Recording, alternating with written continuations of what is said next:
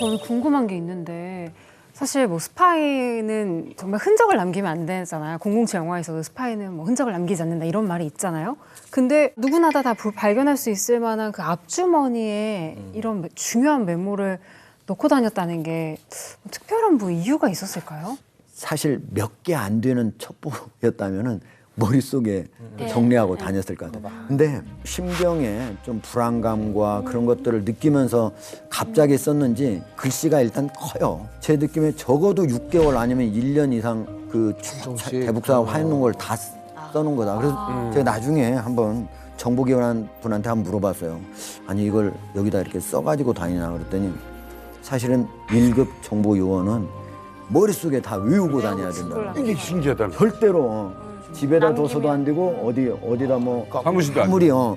그다음에 뭐 사무실에 둬도 안 되고. 그런데 제가 보기엔 대북 공작 한 사업을 바로 처음 쓴 것 같지는 않고 하나하나 정리하면서 이렇게 써놓은 것 같은 그런 느낌이었어요. 그러니까 최영사 스스로가 나는 피살될 수 있다라는 거를 느꼈던 것 같아요. 예, 북쪽에서 보면은 이분은 반드시 제거해야 될 사람. 왜냐면 자기의 가장 치명적인 약점은 유교관들의 마약 밀매를 알고 있지. 그다음에 슈퍼노트 뭐 $100 위파이든 $20 위파이든 여러 개가 나왔거든. 근데 그거를 찍어내는 위치까지 알고 있지.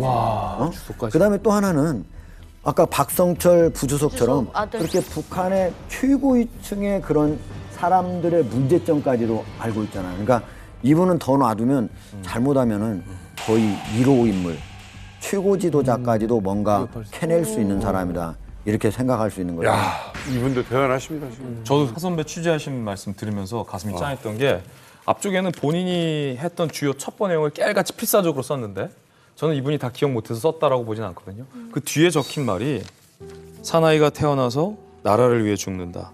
그것은 여한이 없는 일이다. 언제 죽을지 모른다라는 위기감. 하지만 그럼에도 불구하고 조국을 위해서 나는 계속 이 첩보를 진행해야 된다라는 절박함, 절실함이 최영사에게 있었던 것 같아요. 아니 그 결국 이 모든 정황이 북한 소행이잖아요. 네. 이게 확실한 게 된 거 아닌가요, 이게? 그렇죠. 이 사건이 실제로 북한 소행이라는 것이 확인되는 결정적인 계기가 생깁니다. 우리 측에 블랙 요원이 있었죠. 바로 영화를 통해서 여러분들 아마 만나보셨을 것 같은데 영화 공작의 주인공이에요. 실제로 90년대에 북한에 침투해서 대북 사업 관련 공작을 시도했던 인물인데 이 인물에 의해서 이것이 북한의 소행이라는 것이 이제 증명되기 시작합니다. 황정민 역할.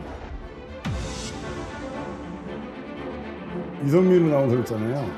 그 북한의 이은남 참사 그 사람이 이 사람이에요. 황정민이가 이제 대역할로 이렇게 나온 거고.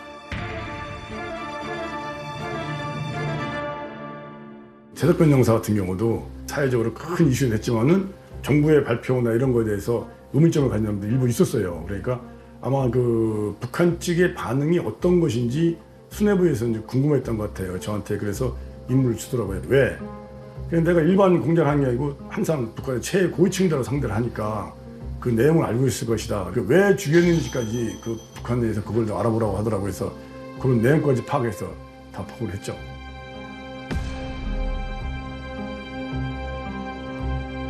최석근 영사는 그런 임무를 받았던 것 같아요. 북한하고 러시아하고 거래되는 마약 거래에 대해서 깊숙하게 아마 조사를 했던 것 같습니다. 그걸 이제 그 북한 당국자들이 알았고, 그래서 그 북한 당국자 말로는 그걸 한 5번에 걸쳐서 직접 최석근 영사한테 경고를 했다고 그래요. 이거는 남하고는 관계없는 일이다. 네 해외가 된 일도 아니고 모른 척 해라. 개입하지 마라. 더 이상 수사 들어오지 마라. 이렇게 이제 몇 번 했답니다.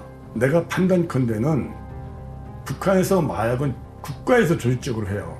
근데 그 돈은 이익금은 전부 그 최고 수뇌부의 통치자금으로 들어가는 거라는 얘기죠.